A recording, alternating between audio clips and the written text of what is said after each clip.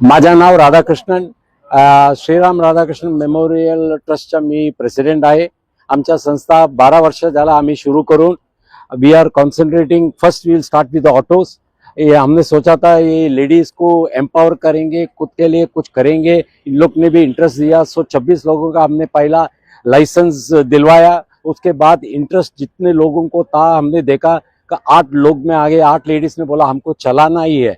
इसके लिए हमने 8 ऑटोज खरीदा. मतलब स्टार्टिंग से लाइसेंस से लेके बैच सब चीज करके 8 ऑटोज खरीदा है और आज उनको हमने 8 ऑटोज दिया है. हमें लगता है कि हम ये सोच रहे हैं कि ये लोग आगे बढ़ेंगे और तरक्की करेंगे. जैसा हमने इनका मदद किया था ये लोग भी दूसरे लोगों का मदद करेंगे करके. ये तो वुमेन्स का एक प्रोजेक्ट हो गया. हम तो पहला शिक्षण से शुरू किया था. शिक्षण में हम हर साल करीबन 250 से 300 स्टूडेंट्स का स्कूल और कॉलेज का पढ़ाई के लिए हम आर्थिक सहायता के लिए हम उनको मदद करते हैं.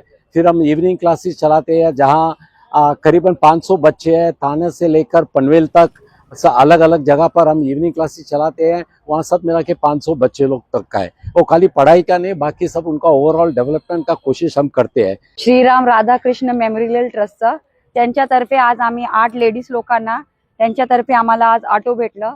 जे गरीब आहेत, गरीब वर्गाचे आहे, ते त्यांनी सगळ्यांना 26 लेडीज होत्या. त्या लेडीज मधून त्यांनी बघितलं का किती लेडीज हे याच्यामध्ये करणार आहे.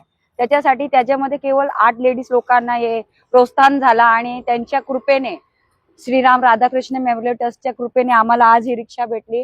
म्हणून आम्ही त्यांचं लय आभार करतो. आणि जे त्यांनी आम्हाला दिले सगळे 8 लेडीज मिळून हे आम्ही प्रयत्न करणार का आम्ही याच्यावर काम करून त्यांच्या ट्रस्टसाठी पण आम्ही काहीतरी मदत करावा.